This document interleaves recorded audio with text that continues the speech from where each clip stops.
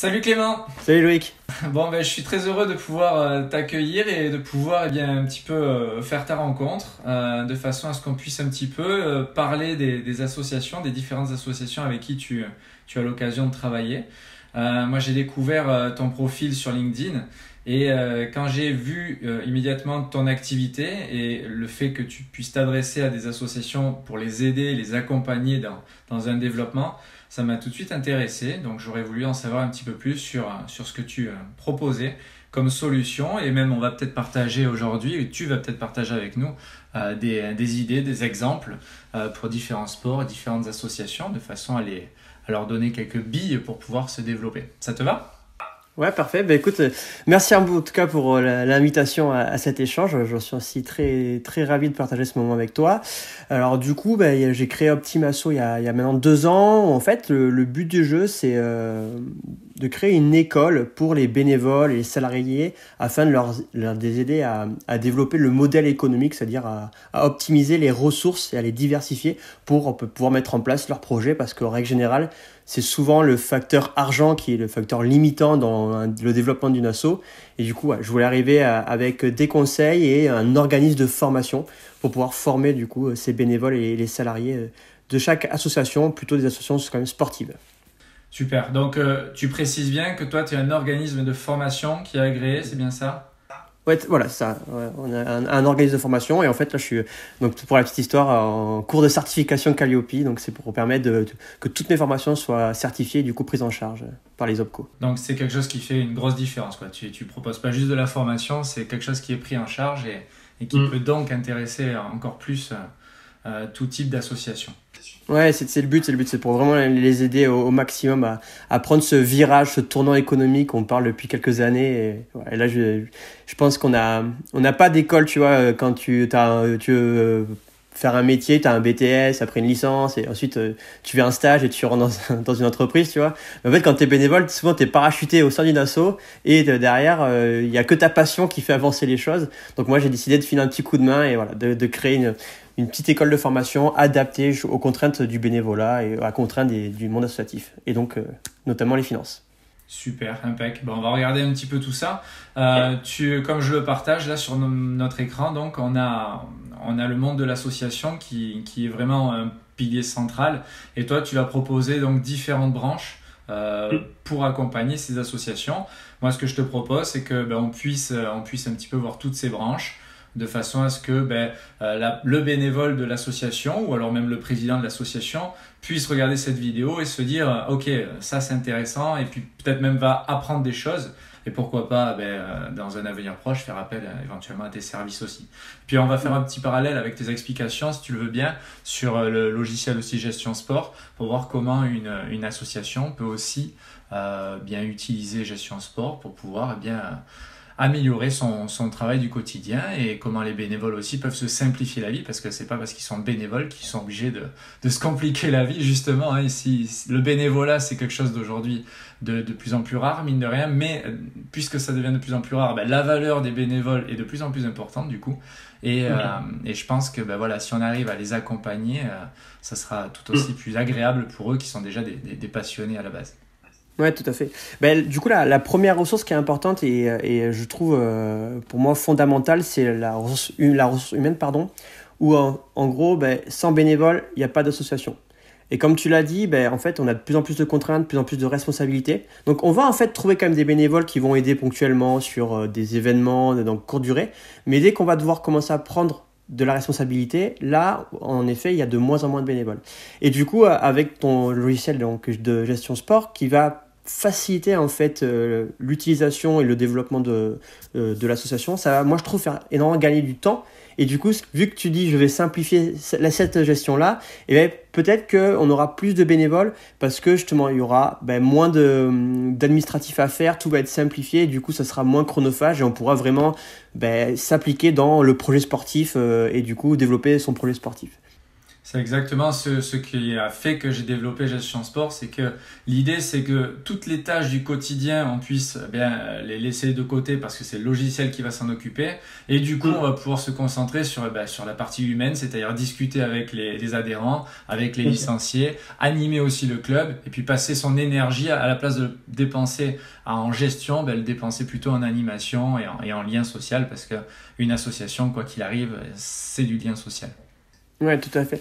Et du coup, si j'avais un conseil à donner pour avoir plus de bénévoles, en fait, en gros, faut imaginer comme une relation un peu amoureuse. Au départ, on va rencontrer la personne, on va dire ok, c'est sympa, on va discuter, on va créer un peu de lien, on va voir une première rencontre, une deuxième, et peut-être un jour on va se marier et avoir des enfants. Et tu vois, imagine donc si on prend le tennis, vous organisez un tournoi, vous avez besoin de monde pour les inscriptions par exemple, voilà. Là, ça va être le meilleur moment pour commencer à recruter vos bénévoles. C'est-à-dire que vous allez demander à un papa, une maman, une personne du club qui veut un peu s'impliquer, est-ce que vous pouvez donner 1 heure de votre temps? Et donc là, c'est un peu la première étape, le premier rendez-vous. Donc la personne va passer 1 heure, ok, elle va trouver l'ambiance plutôt sympa, le club est donc assez familial qui correspond aux valeurs, et au fur et à mesure, on va dire, maintenant, on a un projet, est-ce que tu peux nous aider à organiser l'événement? Donc là, elle va venir, elle va un peu plus s'impliquer. Et au fur et à mesure, après, on va essayer de l'impliquer jusqu'à ce qu'elle devienne peut-être responsable d'une commission ou carrément un poste un peu plus de responsabilité, vice-président, coprésident, etc., quoi. Voilà. Et donc ça, c'est une chose qu'on fait pas assez, c'est qu'on attend au dernier moment et en gros, le président, il en a marre, ou le président d'ailleurs, hein, et hop, il s'en va et ensuite, c'est très compliqué derrière de retrouver quelqu'un parce qu'en fait, il y a trop de responsabilités. Alors que si on y va étape par étape, voilà. On va pas voir quelqu'un dans la rue en disant veux-tu te marier, hein, on commence petit à petit, on va faire un peu la même chose pour recruter des bénévoles, quoi. Puis même la personne, elle se sentira aussi de plus en plus évoluée dans l'association, alors que si on lui donne tout d'entrée, ça peut être compliqué pour certaines personnes. Ce que je disais tout à l'heure, en fait, c'est à un moment, là, il faut simplifier les choses, quoi. Quand c'est trop compliqué, on sait pas où on va, c'est dans le brouillard, donc on veut pas s'engager, quoi. Et oui, et moi personnellement, je préférais être association, faire des petites choses dans l'association plutôt que d'avoir beaucoup de responsabilités. Donc on peut plus facilement avoir 10 bénévoles qui font des petites choses plutôt qu'un bénévole qui s'occupera de tout. À la fin, c'est un boulot en fait, hein, donc il faut pas que ce soit aussi un boulot pour les bénévoles. Des petites choses sont souvent les bien faites en plus du coup. D'ailleurs, c'est le rôle du président en fait, c'est le rôle de prendre d'avoir 10 personnes qui fassent les petites choses et que lui coordonne tout ça. Et souvent il se trompe en fait le président ou la présidente à chaque fois, mais il va en fait faire une petite tâche et une deuxième et il dit bon allez j'en fais une troisième et finalement il se retrouve à avoir toutes les tâches et il n'arrive plus à les déléguer. Et du coup il fait tout. Il s'épuise vite, il en a marre et ça part. Alors que tu vois si au contraire dire ok je vais prendre un peu plus de temps. On va prendre, une action, je vais la déléguer, je vais devoir former quelqu'un, faire monter quelqu'un en compétence, une personne bénévole pour pouvoir gérer cette tâche-là. Ça prend peut-être 1 mois de plus que prévu, tu vois, mais c'est pas grave parce que sur du long terme derrière, ça va pouvoir rouler, quoi. Ok, très bien, super. Donc la ressource humaine, hein, c'est ce qu'il faut retenir, c'est qu'un président ou une présidente ne doit pas forcément faire toutes ces tâches, mais puisse s'appuyer sur de la qualité humaine et sur du bénévolat pour pouvoir faire ces tâches. Et le président ou la présidente n'a plus besoin que de coordonner tout ça en fait. Et à partir de ce moment-là, il y a quelque chose qui va vraiment se mettre en place, il y a une véritable identité aussi de l'association qui va faire que tout le monde va être à sa place. Et c'est ça qui est le plus important dans une assoce, c'est que tout le monde se sente bien à sa place et surtout après que tout le monde ait le bon rôle à jouer. Parfait, impec. J'imagine que quand on est bénévole, on a certains petits avantages dans une association. Par exemple, ne pas payer sa cotisation si évidemment on s'occupe de l'association en question, on a ces petits avantages-là. Mais par contre, évidemment, il y a tous ces autres adhérents, tous ces membres qui, eux, doivent payer une cotisation. Et c'est le nerf de la guerre quand même d'une assoce, c'est de se dire, ok, comment je vais pouvoir vendre des abonnements, comment je vais pouvoir augmenter mes cotisations. Est-ce que toi, tu as quelque chose là-dessus à nous partager? Ouais. En fait, la cotisation, après, c'est la ressource financière par excellence. En fait, c'est celle qu'on met en place le plus vite possible dans une asso. En gros, en contrepartie de cours de tennis, de paddle, de squash, on va payer en fait une cotisation. Alors ça peut être à la séance mensuelle et en règle générale c'est des cotisations plutôt annuelles parce qu'on a une licence qui est rattachée à une fédération et après on va payer donc la cotise. Peut-être qu'il y a même dans des clubs le prêt de matériel qui rentre en jeu. Souvent quand il y a du matos on peut aussi le mettre pour le club achète le matériel, ça évite que l'adhérent l'achète. Pour augmenter le nombre de cotisations, mais ça va être en fait assez simple. En gros, en début d'année, c'est souvent la grosse période de recrutement. Donc, on va mettre en place des journées portes ouvertes, des journées de promotion, on va essayer de se faire connaître. Et ensuite, le but du jeu réel, ça va être que les personnes passent la porte de votre association. Moi, voilà, si j'ai un seul conseil à donner, ça va être celui-là.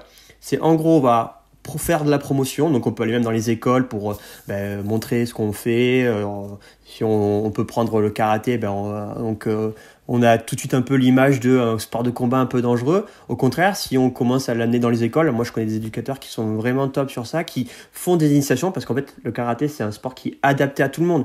Le haut niveau, oui ils vont mettre des coups, mais en fait quand on débute, il y a toute une gestuelle, toute une pédagogie qui est mise en place et qui permet de faire ces initiations. Donc voilà, moi je dirais sur des moments comme ça d'ouverture où on va faire tester le sport, et ensuite après le but c'est de faire passer la porte de l'association, parce qu'une fois qu'ils ont passé la porte, qu'ils découvrent, ils disent ah oui, ok, c'est bien. Donc première étape, je fais découvrir, mais surtout il y a un appel à l'action à mettre en place, c'est venez dans notre club, venez voir à quoi ça ressemble vraiment, quoi. Parfait, impeccable. Si tu le veux bien, moi je voudrais partager avec toi juste une petite fonctionnalité de gestion sport.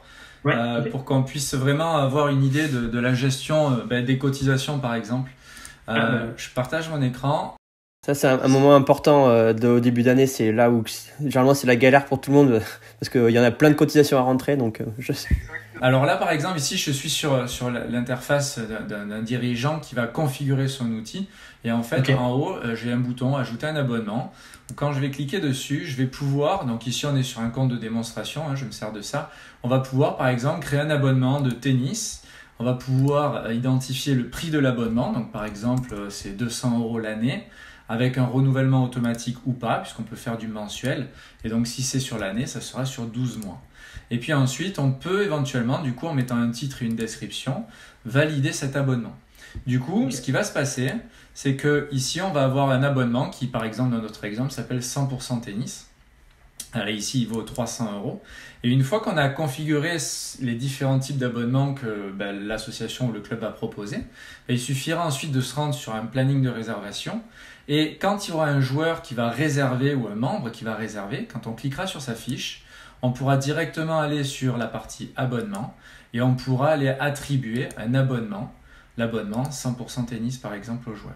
Et de cette façon-là, du coup le joueur, lui, il aura un abonnement. Donc quand on ira sur sa fiche, on verra que ce joueur est abonné.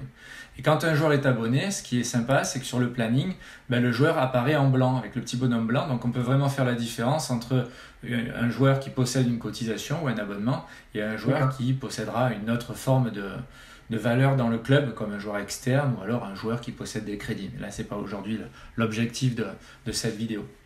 D'accord. Et du coup, ça marche vraiment avec tout le monde, c'est-à-dire que tu as d'autres sports, par exemple, moi je viens aussi du monde de l'escrime, et du coup, on imagine que le club, un jour il sera réouvert, on va croiser les doigts, mais le club rouvre, on peut réserver une piste d'escrime sur un même schéma en fait. Ouais, on va pouvoir réserver soit une piste d'escrime, soit on va pouvoir aussi créer des entraînements, ou créer des animations sur de l'escrime.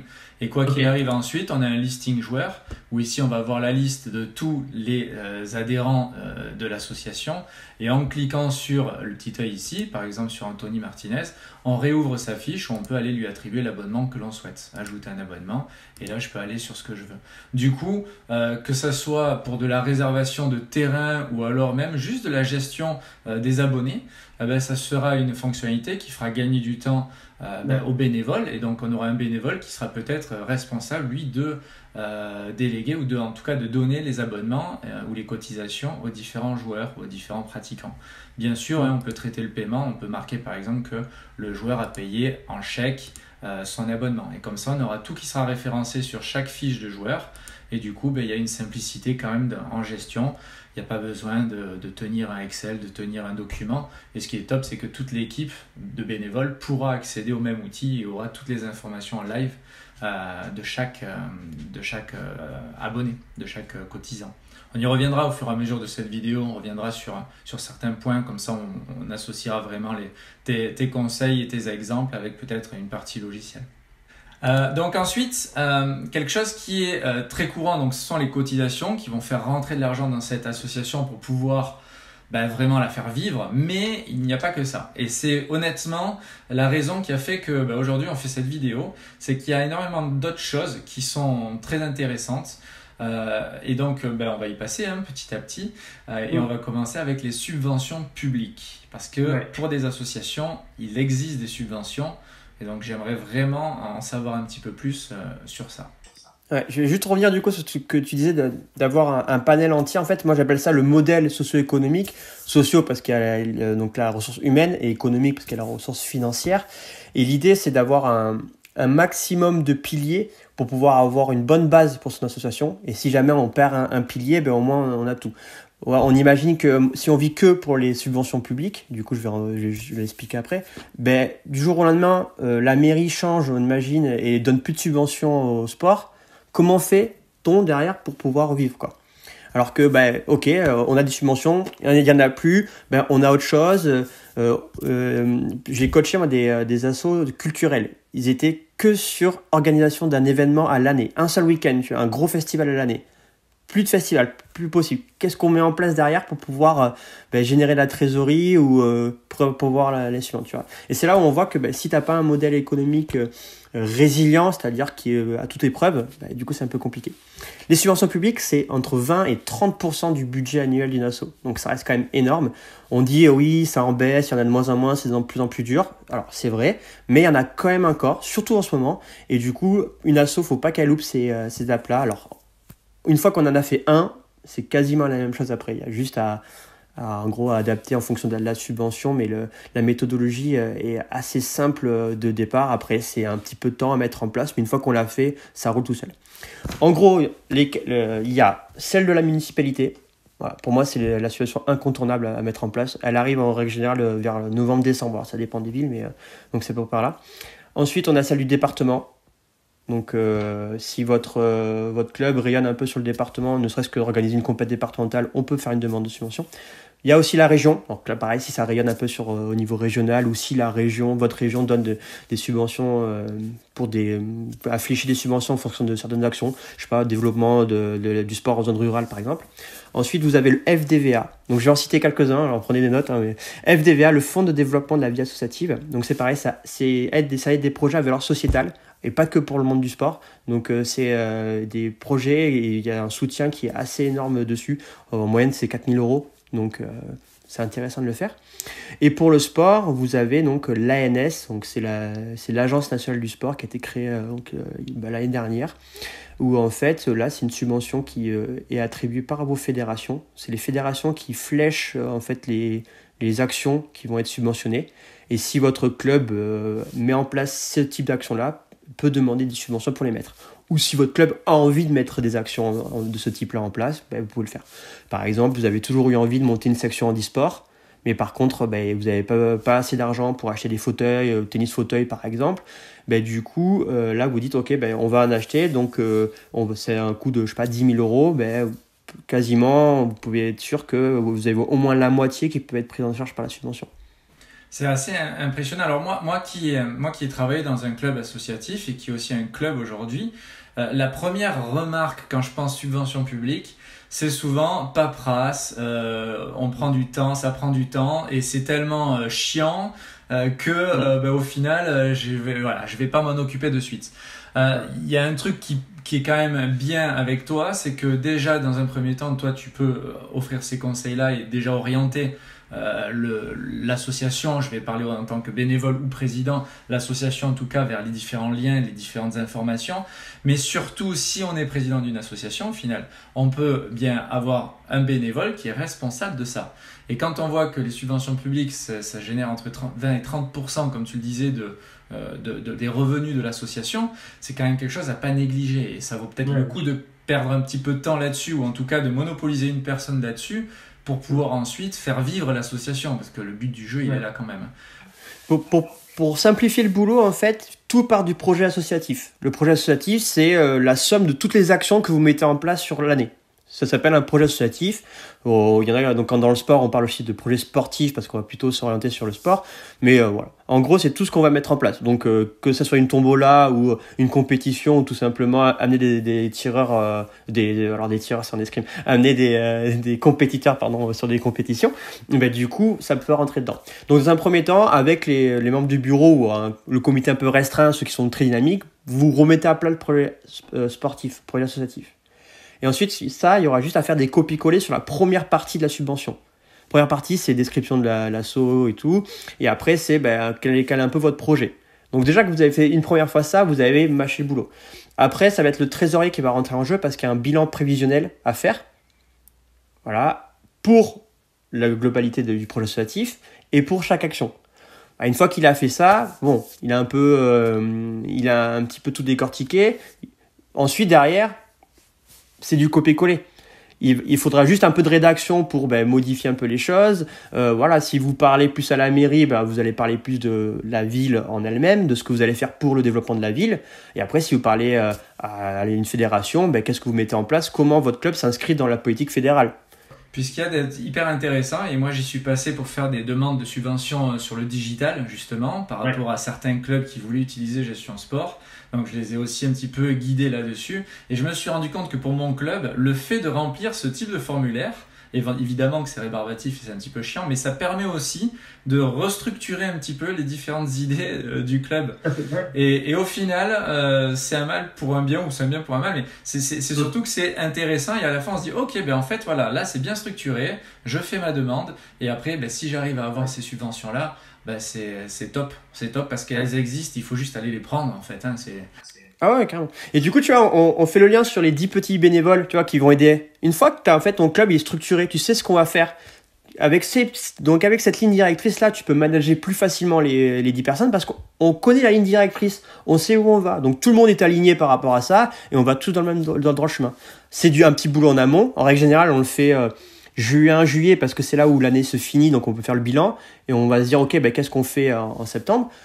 Juin, c'est en plus la période où ça commence on fait du retour matériel, il y a moins de cours et tout, donc c'est cette période-là où on est peut-être un peu fatigué, certes, de l'année, mais c'est là où il faut justement rester un peu concentré. Et voilà, et c'est, moi souvent je fais 2 demi-journées de réunion, une première pour brainstormer et tout mettre à plat. Ensuite, il y a une rédaction qui est faite pour justement tout réorganiser, et après une deuxième journée où c'est validé, on valide tout et on avance. Bon, alors du coup, quand on fait le brainstorming de l'année, on va passer sur la branche merchandising, on va enchaîner parce que quand on fait le brainstorming sur l'année, on est aussi en train de déterminer un petit peu les budgets pour la saison prochaine, on est en train un petit peu de déterminer les nouvelles idées à mettre en place pour la saison prochaine.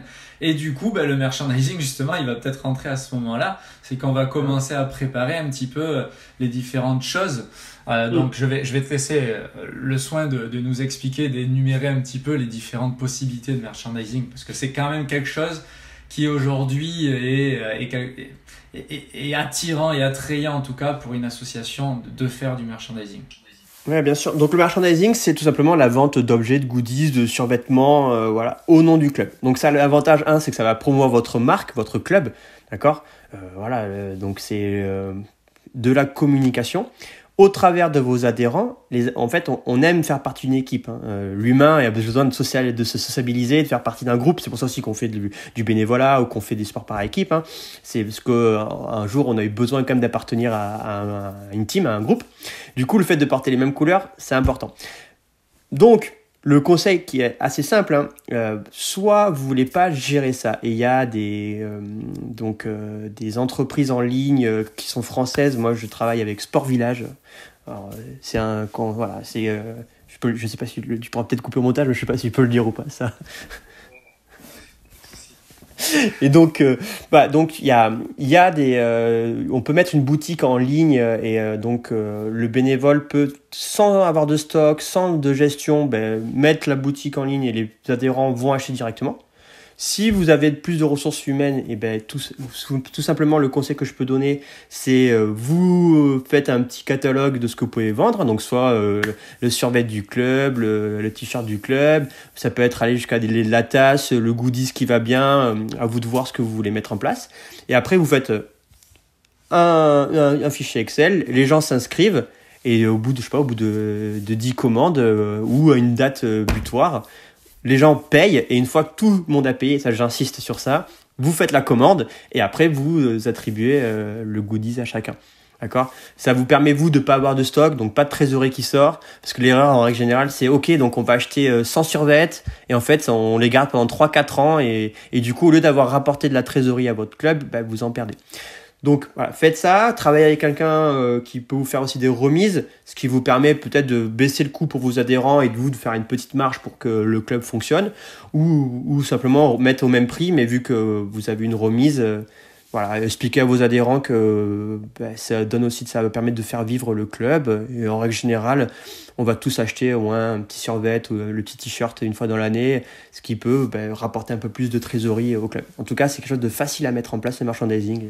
Il y a deux choses sur lesquelles moi je souhaite le partager aussi avec vous qui nous regardez. C'est que moi, le premier, j'ai acheté un t-shirt une fois à une association de running, c'était. Non pas parce que j'avais besoin d'un t-shirt, mais c'était pour contribuer au développement de l'association. Et généralement aussi, voilà, vous n'êtes pas obligé de faire toujours le tarif le plus bas du monde, mais faire un tarif qui vous permettra aussi de vous créer une trésorerie grâce au merchandising, parce que bien voilà, vos abonnés, vos cotisants, les membres vont aussi aider l'association de cette façon-là. Et à la place de faire juste de donner de l'argent, eh bien ils vont récupérer quelque chose aussi. Et il y a cet échange-là qui peut être de bons procédés et qui peut être intéressant pour tout le monde. La deuxième chose sur le merchandising, c'est je fais la passerelle avec gestion sport parce que tu as parlé de marque, de développement de marque. Et nous, ce qui aujourd'hui fait un petit peu l'avantage de gestion sport, le point fort numéro 1, c'est que nous, on est capable de créer une application pour chaque association et chaque club de sport. C'est-à-dire que c'est l'application avec le logo de l'association, avec le nom de l'association. À aucun moment, gestion sport n'apparaît sur l'application. Et là aussi, pour augmenter son image de marque et pour bien passer peut-être un petit cap aussi dans le numérique, dans la digitalisation, eh bien, c'est un petit plus qu'une association pourrait utiliser pour pouvoir à la fois équiper donc tous ces joueurs pour qu'ils puissent réserver, s'inscrire, etc. On va le voir juste après. Mais surtout pour dire, voilà, nous, on est une association moderne, on vend des tenues, on vend des goodies, on a une application où vous pouvez participer et vous inscrire sur les différents événements. On a vraiment quelque chose un package vraiment de merchandising qui est au top, on va dire, entre guillemets. Et c'est cette image pro qui va aussi attirer à la fois de nouveaux cotisants, de nouveaux adhérents, à la fois des bénévoles et qui va faire un petit peu rayonner l'association. Ouais. Et donc du coup, j'enchaîne, c'est pas fait exprès, mais j'enchaîne sur l'organisation d'événements parce que une fois que vous avez une marque qui est bien faite et où on communique bien en tout cas sur cette marque, c'est plus facile d'organiser après des événements et d'attirer du monde puisque vous avez une marque qui marche. Donc du coup, les gens sont plus facilement touchés par votre marque. Donc sur de l'organisation d'événements, là il y a un gros chapitre, qui nous attend parce que c'est, je pense, tu me dis si je me trompe, mais c'est quand même aussi il y a une bonne partie de chiffre d'affaires qui peut être fait, en tout cas, de chiffre d'affaires, des rentrées d'argent économiques sur l'association grâce à cette organisation d'événements. Ouais. Souvent, c'est aussi la raison d'être des clubs, c'est organiser des tournois, c'est organiser des événements pour leurs adhérents. Donc, c'est vrai que ça va être le cœur un peu de l'asso. Donc, ça va être des choses importantes. Ça permet de faire rayonner le club au niveau local, départemental, régional. Aussi, on organise des tournois internationaux, donc on peut aller encore plus loin. Ça va vous permettre aussi de fédérer vos bénévoles sur un projet concret, parce que on a tous passé une journée à tenir une buvette, on a tous passé une journée à organiser un événement et à la fin on est hyper content de l'avoir fait, ça a soudé le groupe, c'est des bons moments, donc c'est important. Et le dernier n'est pas des moindres, c'est qu'en règle générale, organiser ce type d'événements-là, ça peut ramener des fois énormément d'argent et certaines assos ne marchent quasiment qu'avec l'organisation d'événements. Donc ça peut être le tournoi loisir, on peut même une tombola. Alors moi je suis pas très fan de tout le côté de tombola et tout parce que on sort un peu de la raison d'être d'une asso quoi. Un club de foot, tu vois. Je préférais qu'il organise un tournoi amateur ou un tournoi entreprise de foot que faire une tombola ou le loto. Bon, c'est encore hyper courant, il y en a qui adorent ça, tant mieux. Voilà, mais l'idée ça va être de créer votre événement surtout pour faire rayonner votre club, souder vos équipes et apporter un petit peu d'argent en bonus. Puis attirer aussi des nouveaux pratiquants aussi, parce que c'est sur un événement qu'on organise, on va fidéliser ses propres abonnés, mais en même temps, les abonnés ou alors d'autres personnes vont venir aussi participer à cet événement et c'est l'occasion à la fois déjà de sympathiser avec les gens, de leur parler des cotisations, de faire du merchandising sur ce type d'événement là aussi et au final on va pouvoir faire d'une pierre trois coups quoi. Donc c'est un truc assez important d'organiser ça, même si ça demande beaucoup d'énergie d'organiser un événement parce que il y a quand même de l'organisation en amont, il y a l'organisation le jour J et il y a ensuite tout le reste qui vient après, toute la post-communication, le débriefing, etc. pour organiser d'autres événements dans la foulée. Ça, c'est quelque chose qui est très important. Moi, si tu veux bien, je vais juste partager encore une fonctionnalité de gestion sport là-dessus parce que c'est quand même un point fort. Tu me dis si tu vois mon écran. Ouais, c'est au jeu. Super. Là, ici, je me suis mis dans le sport paddle, ici, par exemple, et j'ai créé un nouvel événement, en fait. En ajoutant un événement ici, j'ai la possibilité de créer une animation, un stage, un entraînement, ou alors même des inscriptions à un tournoi. Et ensuite, on va le regarder rapidement ensemble. Je peux créer un tableau ou une pool aussi. Donc, du coup, moi, pour gagner du temps, j'ai déjà créé un super tournoi, ça s'appelle. C'est hyper original. Donc ici, j'ai le cadre de mon événement. Donc j'ai les dates qui apparaissent et je peux même mettre en valeur le logo d'un sponsor. Et puis en dessous, j'ai créé une session avec différentes informations comme le prix de la session avec un paiement en ligne obligatoire ou facultatif ou alors on peut le désactiver. On peut mettre le nombre maximum d'inscriptions, le nombre d'inscrits qu'on a aussi. Et en fait, du coup, comme je parlais tout à l'heure de l'application, les abonnés vont pouvoir s'inscrire à cet événement directement depuis l'application et tout va apparaître ici. Et là, on va voir la liste de tous les participants où on va même pouvoir bien voir qu'ils ont payé en ligne grâce au mot payer. Et s'ils payent par exemple en chèque au club, je cliquerai sur chèque ici et hop, automatiquement, le joueur sera comptabilisé comme un joueur qui a payé.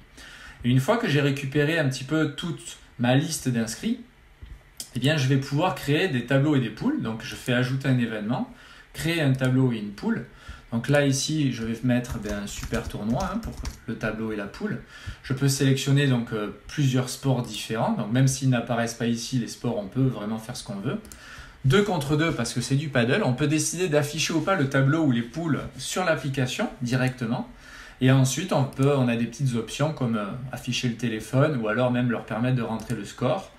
Et en fait, on va choisir un événement à combiner. Et là, on va aller combiner, on va aller récupérer la liste de toutes les équipes ou de tous les joueurs qui sont inscrits pour pouvoir générer un tournoi. Et là, maintenant que j'ai ici ajouté un tournoi, je peux créer un tableau ou une poule. Si je clique sur ajouter une poule, je vais cliquer ensuite sur ajouter une équipe. Et là, j'ai la liste de toutes mes équipes qui apparaissent et j'ai juste besoin de cliquer dessus. Hop, de cette façon-là, je fais valider. Et en fait, automatiquement, j'ai ma poule qui a été générée directement. Et ensuite, je peux rentrer mes scores. Je vais pouvoir rentrer, donc là ici dans l'exemple, on va le faire. Hop, je vais rentrer un nom de vainqueur. Là ici, comme on est sur du paddle, je vais rentrer ce score-là. Le logiciel le comprend. Et quand j'ai cliqué sur valider, ici j'ai le score qui apparaît. Et en dessous, j'ai le classement de la poule qui apparaît. Et là, ce qui est assez pratique, c'est que je peux envoyer un message à tous les participants de cette poule ou alors envoyer aussi une convocation si j'ai programmé tous les horaires de match. Et pour terminer, je peux aussi générer un tableau où là, ici, je vais choisir le nombre d'équipes, allez, un tableau de 16 par exemple, et je clique sur générer. Et là, j'ai mon tableau qui s'est généré aussi automatiquement où je vais pouvoir aussi ajouter mes équipes ou alors mes joueurs. Et ça, c'est quelque chose qui fait aussi gagner énormément de temps sur de l'organisation d'événements parce que en amont, on peut proposer des inscriptions et du paiement en ligne et en aval, on va pouvoir organiser vraiment l'événement soit sous forme de poule, soit sous forme de tableau. Du coup, hyper pratique. Donc, super pratique et on reparle encore de facteur temps, mais je pense que ça a une gestion assez simple, en plus très intuitif et ça peut faire gagner vachement de temps aux bénévoles qui vont organiser cette compète, quoi. Ouais, c'est ça. Et puis après, par l'intermédiaire aussi de ton accompagnement, s'il y a un outil d'un côté qui est vraiment un support important et en plus du conseil de l'autre, le président ou la présidente va pouvoir vraiment déléguer ce travail à un bénévole qui va être le spécialiste de la création d'événements. Et c'est ça qui est aujourd'hui top. C'est que s'il y en a un qui se concentre que sur les réservations, un autre que sur l'attribution des cotisations, un autre que sur l'organisation d'événements, un autre que sur le merchandising. De suite, on a une équipe qui prend forme, chacun a des responsabilités et l'association ne peut qu'évoluer. Même si la personne a des responsabilités qui sont du coup, en tout cas la personne qui a des responsabilités ne va pas tout le temps faire un super boulot, mais au final, puisqu'il y a un outil qui est là, autant l'utiliser, peut-être que cette personne du coup va pouvoir l'exploiter à sa façon. Alors, dans notre schéma, si on reprend notre schéma sur ton modèle socio-économique, il y a un onglet prestations. Alors, on voit qu'il y a pas mal de petits icônes avec pas mal de petites couleurs. Donc, j'aimerais que j'imagine que ça s'adresse à tous les sports. Et donc, j'aimerais que tu nous fasses une petite explication de cet onglet prestations, s'il te plaît. Alors, les prestats, c'est en fait tout ce qu'on va mettre en place pour aussi générer de l'argent et se faire connaître et attirer du monde dans son club. Alors c'est en règle générale plus orienté sur des assos avec des salariés, des clubs qui ont des salariés parce qu'il faut du temps pour mettre en place ces prestations. Alors il y a des clubs sur les samedis où un bénévole veut bien faire des prestats. J'ai vu pas mal en spéléologie par exemple, c'est des bénévoles mais ils font payer la presta pour l'asso et après ils partent tous 5 ou 6 jours avec l'argent qu'ils ont généré en grande session spélo, quoi. Mais en fait l'idée c'est un truc basique où par exemple on va proposer des séances de découverte de sa discipline dans les écoles. Ça peut aller jusqu'à du sport santé dans les EHPAD, mettre en place un stage régional en fait où vous vous organisez, vous mettez tout en place, l'hébergement avec les cadres et vous faites payer en fait cette prestation là de stage et du coup les personnes vont payer au club. Et après, ça va générer des ressources. Ça peut être du team building dans les entreprises. Ça peut être, tu vois, nous en escrime, moi j'avais lancé le concept Anniv Escrime. Donc viens fêter ton anniversaire à l'escrime. C'est des petites choses qui vont vraiment, pour finir, permettre d'avoir de la trésorerie. Et en fait, tu vas échanger l'heure de ton salarié contre de l'argent. C'est un peu le but aussi. Et en plus, ça va pouvoir faire toujours rayonner ton club, faire de la promotion de ton club auprès des publics locaux que tu auras désignés, quoi. C'est ça qui fait tourner une association aujourd'hui, c'est que plus l'association fait du bruit, ou en tout cas anime, on sent qu'il y a vraiment un réel dynamisme, une vie dans l'association, qu'elle va attirer de nouveaux adeptes, quoi. Donc, peu importe le sport, tant que c'est vivant, ça donne envie, ça attire. Voilà. Ouais, et c'est sûr. ça qui est important. Et là, tu vois, même dans la période un peu compliquée où on dirait pas faire grand-chose, le conseil que je pourrais donner, c'est soit commencer à créer des petits partenariats déjà avec les écoles pour l'année suivante, quand ça va revenir, commencer à prospecter, parce que là, vu que vous êtes un peu bloqué, au contraire, mettez les bouchées doubles.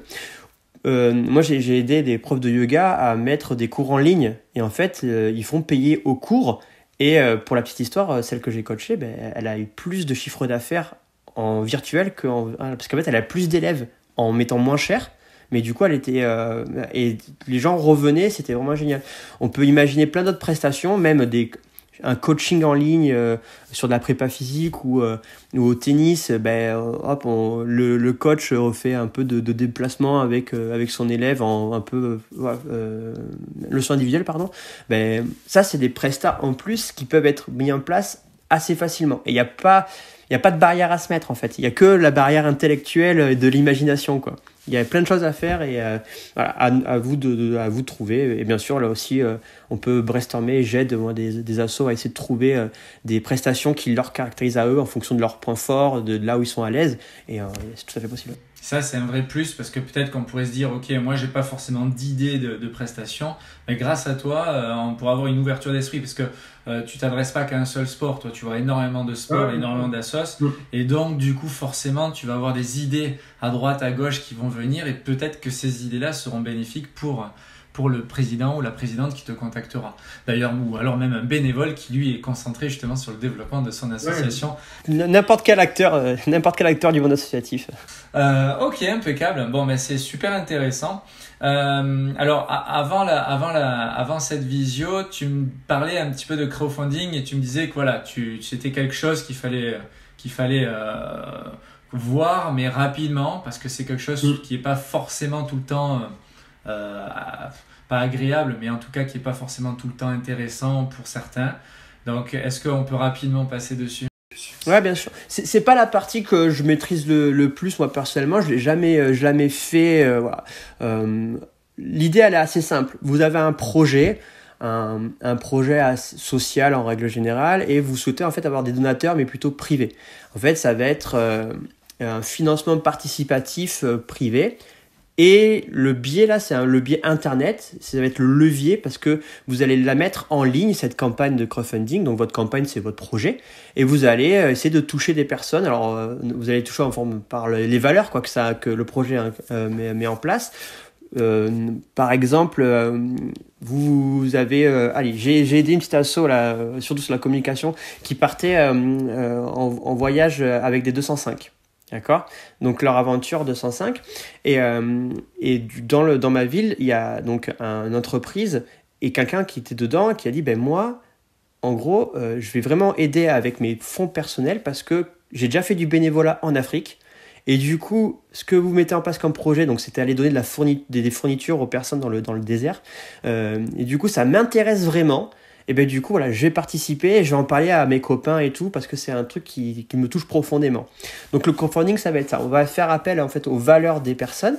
Le levier ça va être internet parce qu'on va pouvoir le mettre la campagne, on va pouvoir la mettre sur internet et le but c'est d'arriver à un certain chiffre.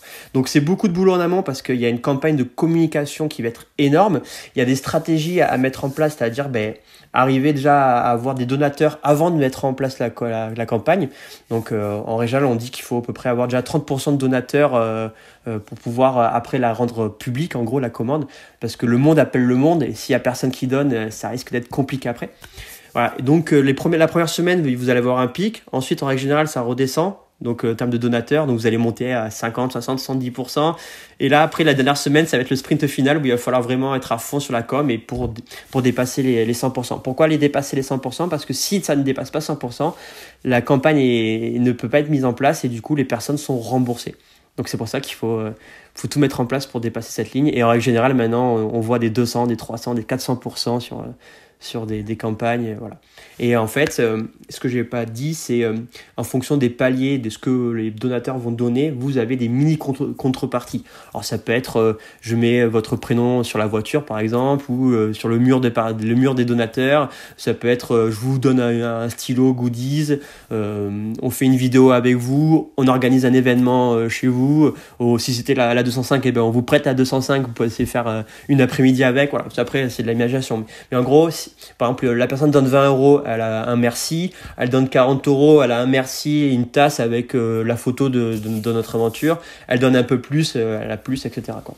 Ça demande effectivement beaucoup d'énergie en amont pour ensuite réaliser ce projet. Après, ça dépend du projet. Si c'est un projet qui est sympa, fun et qui attire en tout cas une communauté, ça peut partir très vite aussi. Il peut y avoir vraiment pas besoin de faire une grosse communication. Après, ça dépendra de chacun des projets et si c'est pour demander à tous les adhérents de l'association de donner de l'argent par ce crowdfunding, est-ce que c'est réellement intéressant ou pas? Après, il y a un débat qui va se faire. Si on leur propose du merchandising, des cotisations, des prestations, des événements, si en plus on leur demande de donner de l'argent, parce que là c'est vraiment le cas. Après, on peut faire le lien après. Alors, au lieu de faire cette campagne, en fait, tu fais du mécénat de particuliers. En fait, aux adhérents propres. À la limite, ça sera plus stratégique en gros. Vraiment, si on prend le domaine du sport, on a un athlète dans notre club qui va aux Jeux Olympiques, qui doit aller aux Jeux Olympiques, mais il peut pas financer. Ou il peut pas financer carrément d'aller au championnat du monde. C'est un peu compliqué pour lui, d'accord? Là, on peut dire, ok, c'est un truc social qui nous touche vraiment. On va monter une grosse campagne de crowdfunding pour cette personne. On a une équipe de jeunes qui doit faire un périple, voilà. Ça peut être jouable et du coup, peut-être que tu auras des personnes de ton club qui vont participer. Mais à la limite, ça, c'est vraiment pour toucher d'autres personnes, pour aller en termes de relations, tu as ton réseau proche, tu as les amis des amis. Là, c'est vraiment pour aller à la troisième sphère, quoi. C'est les amis des amis des amis et aller toucher un maximum de monde par le levier Internet, quoi. Il nous reste une dernière catégorie. C'est une catégorie qui va être évidemment intéressante pour une association. Il s'agit des partenariats privés parce que on a vu un petit peu les rentrées d'argent en termes de cotisation, de subventions, de merchandising, d'événements, de prestations, de crowdfunding. Et les partenariats privés sont quand même quelque chose aujourd'hui qui vont accompagner une association. Alors pas forcément que financièrement, on va le voir peut-être, mais en tout cas il y a énormément pas de travail, mais il y a énormément de connaissances à avoir là-dessus parce que ça vaut le coup. Ça vaut le coup et c'est la partie quand je fais un peu la photographie du modèle économique donc quelles sont vos ressources actuellement et tout, et c'est la partie qui est le plus abandonnée, alors qu'en fait assez rapidement on peut avoir un retour sur investissement qui est énorme. Tu vois, moi sur mes formations, en moyenne les personnes que je forme dans l'année, ils arrivent à dépasser les 5 000 € de partenariat privé assez facilement. En gros, partenariat privé, c'est quoi? C'est avec les entreprises, soit on fait du sponsoring, soit on fait du mécénat. D'accord? Sponsoring, c'est en gros comme une prestation en fait. On va la mettre en avant, on va mettre l'entreprise en avant, on va créer des événements, on va essayer de faire plein de choses pour eux, pour qu'il y ait un retour sur investissement pour l'entreprise. Et le mécénat, ça va être plutôt un don. En fait, l'entreprise va faire un don et du coup, elle va pouvoir défiscaliser ce don à hauteur de 60%. Et on peut aussi donc mettre en place des légères contreparties, donc c'est des contreparties indirectes qui ne doivent pas dépasser les 25% du don et qui va plus s'apparenter à des merci. On peut mettre le logo au niveau du club, voilà, pour dire ils nous ont aidés. Quand on fait un événement, à la fin on peut faire un discours, on peut les remercier. On peut organiser une soirée des donateurs et on leur offre l'apéritif pour les remercier et tout. Et ça, c'est des choses qui sont importantes, qui marchent plutôt bien. Parce que du coup les entreprises ont à cœur d'aider le tissu associatif, elles ont à cœur de soutenir des projets qui leur correspondent et en plus si derrière elles peuvent générer un peu de business, se faire connaître, tout le monde est gagnant. Et du coup c'est là où moi je me positionne entre le pont entre le monde associatif et le monde entrepreneurial. Parce que du coup, moi, je fais les deux. Optimasso, c'est une société, donc c'est une entreprise, mais qui travaille vraiment pour les associations, avec des associations. Et moi, je n'ai pas été formé pour le marketing, etc. J'ai été formé sur le tas avec le monde associatif et ce qu'il faut mettre en place derrière, quoi. Alors, je vais juste partager un truc parce que je pense que tu vas pouvoir même commenter progressivement ce que je montre. Ouais. Peut-être, on va faire un échange là-dessus en tout cas.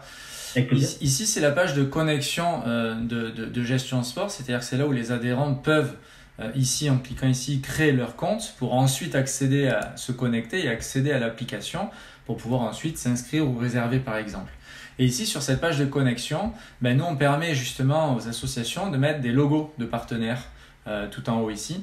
Alors je peux te poser la question, on fait un échange comme ça, est-ce qu'il est possible de vendre ou de louer cet emplacement publicitaire ? Alors oui, donc là du coup on sera sur un peu schéma sponsoring. Parce que du coup comme tu l'as dit, quand tu parles de vendre, donc c'est une prestation, du coup une prestation de vente. Donc là les personnes qui sont sponsors pouvez mettre en contrepartie, vous serez sur notre application et là il faut parler en occasion d'être vu. L'occasion d'être vu, c'est quoi? C'est combien de personnes vont pouvoir voir votre logo, voir la communication par semaine, par mois. Et du coup, ça va être intéressant. Plus votre club va être gros, plus cet encart-là, il va valoir de l'argent parce que du coup, c'est quand même un nombre de vues qui peuvent être des fois impressionnants. En gros, votre concurrence, ça sera le panneau qui est sur le bord de la route. C'est un peu ça en fait. Le panneau qui est au bord de la route, maintenant, en gros, les entreprises payent, payent d'ailleurs très très cher pour être au bord de la route. Et finalement, on les voit quasiment plus parce qu'on a l'habitude de voir des panneaux sur la route. Et du coup, ça, c'est une alternative qui peut être vraiment intéressante. Parce que du coup, les personnes peuvent voir les logos. Ici, quand on est connecté en tant que joueur, on a le logo toujours de l'association à la place de Gestion Sport. On retrouve aussi les partenaires ici. Et on les retrouve aussi tout en bas de la page. C'est-à-dire qu'en fait, le joueur ou le membre qui va utiliser son application tous les jours, toutes les semaines, à chaque fois, il va revoir le logo des partenaires. Et ça, je pense, et tu me dis si je me trompe, c'est quelque chose qui est aussi important pour un partenaire parce que même si vous avez 20, 30, 50 abonnés qui voient le logo partenaire tous les jours, le plus important aussi c'est que le partenaire lui il voit son logo aussi. Évidemment qu'on peut rentrer dans les chiffres en disant oui nous on a 2000 personnes qui voient votre logo, ça fera tant par mois évidemment, mais même s'il y a 50 personnes et que le partenaire voit son logo apparaître, il y aura cette fierté aussi qui fait que il pourrait être... Et du coup, en fait, ça c'est intéressant parce que là, bon, c'est des entreprises nationales, mais en règle générale, on va avoir plus des entreprises locales. Donc on va rentrer le logo.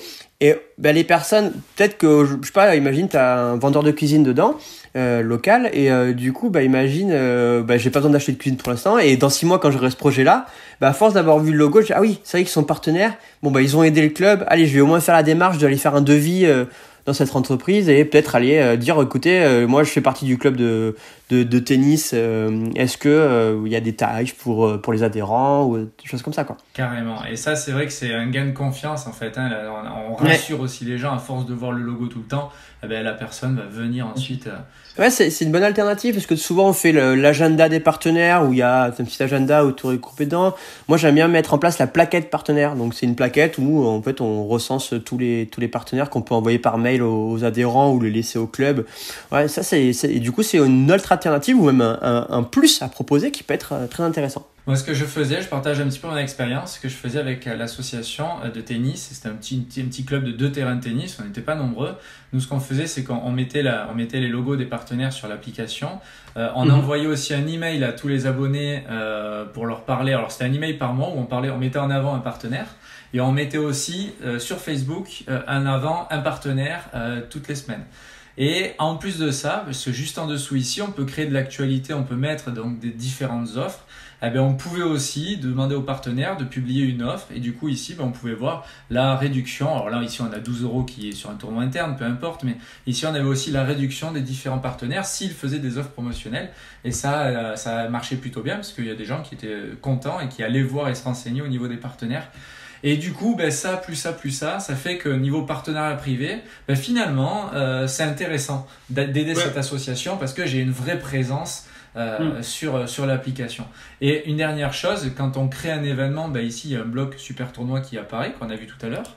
Et quand je clique dessus ici, quand je crée un événement, j'ai le logo ici, donc c'est le logo Gestion Sport, mais ça peut être aussi le logo du partenaire. Et du coup, je peux organiser un événement qui s'appellera l'événement Gestion Sport par exemple. Et du coup, j'aurai toutes les informations et les joueurs ensuite, eux, pourront voir la liste de tous les participants ou pourront s'inscrire à l'événement directement. Et de cette façon-là, ça fait billetterie, mais ça fait ticketing. Mais ce que je veux dire, c'est qu'on peut mettre aussi en avant un partenariat privé uniquement lorsqu'on organise un événement. Et ça, c'est vrai que là-dessus, toi, tu as de bons conseils là-dessus, c'est que le partenariat privé, on peut l'utiliser avec... il y a 10 000 façons d'utiliser un partenariat privé, quoi. C'est en fonction un petit peu de ce que l'on voit à côté ou de ce que les autres associations font qu'on s'en inspire, mais toi, tu as énormément d'idées là-dessus et je trouve que c'est super important parce que moi, le premier, je cours dans une assoce de running et c'est la guerre pour être sur le maillot. C'est la guerre, c'est-à-dire qu'ils refusent, il n'y a plus de place. Il n'y a plus de place sur le t-shirt, ils se battent. Alors tant mieux, c'est super. C'est une belle association, il y a 150 personnes dedans qui courent, mais c'est la guerre pour être présent sur ce maillot. Et quand on en arrive à ce stade-là, c'est top, parce qu'il y a la queue, des partenariats privés, il y a la queue. Mais on peut quand même créer un maillot avec une édition différente, il y a plein d'idées qui arrivent. Et c'est l'accompagnement aussi que tu fais là-dessus, sur toutes ces idées-là. Et franchement, c'est assez pratique de pouvoir se dire, ok, si je fais appel à Optimasso demain, j'ai Clément qui va m'aiguiller, qui va m'accompagner, qui va me donner des idées un petit peu sur toutes ces choses-là. Et parallèlement à ça, comme on l'a vu, il y a un outil aussi qui pourrait être intéressant et qui pourrait faire gagner du temps. Donc, ouais, l'outil, je le trouve vraiment très bien parce que, tu vois, des fois, on est un peu feignant et on va pas faire la démarche d'aller, ah oui, j'avais reçu un mail de la plaquette partenaire il y a 2 mois, faut que j'aille le retrouver et tout. Voilà, ça, il y a trop d'étapes. Des fois, on va pas le faire. Alors que on est on crée un tournoi où on va sur notre application et tout de suite, hop, on tombe dessus. Et du coup, là, on n'a plus d'efforts à faire et tout de suite, c'est mis en avant, sans non plus être agressif, parce qu'en fait, tu as juste une petite banderole ou tu as un petit encart, j'y vais ou j'y vais pas. Et du coup, je trouve ça assez intéressant et du coup, c'est une bonne idée. Puis les partenariats privés, comment ils se créent? Soit on va vraiment démarcher une entreprise, soit c'est autour d'un verre où on discute et puis on dit ouais, ça dirait d'être mon partenaire pour l'association. Là, si on sort l'appli, qu'on montre qu'on a déjà des partenaires avec des logos et tout, le responsable de l'entreprise va dire ah ouais, moi je veux être là, évidemment, c'est super. Et on a un exemple déjà, on n'est pas obligé de se balader avec une plaquette ou quoi pour présenter ça, quoi. Donc c'est assez pratique au final. On a souvent la question de mais il y a qui en partenaire parce que l'entreprise, et là du coup voilà, tac, et là tu peux rentrer dans le truc et en plus ça, ça fait aussi, on se modernise, tu vois. Et moi, je reste persuadé que voilà, il faut qu'on évolue, il faut qu'on se modernise, il faut avoir des outils qui nous facilitent la vie. Il y a des trucs qui sont pas du tout chronophages, qui sont faciles à mettre en place. Et ben, ça en est un réel exemple, quoi. Donc, ouais, c'est top. Bon, bah écoute, je te remercie, hein, c'est super, tous ces petits conseils précieux.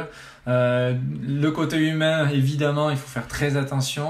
Au niveau des cotisations, il y a pas mal de choses qui peuvent exister. Les subventions publiques, demandez à Clément, il va vous accompagner là-dessus. C'est des choses que l'État met à disposition des associations, il faut juste aller se servir. C'est fait pour ça, c'est fait pour le sport associatif. Ouais.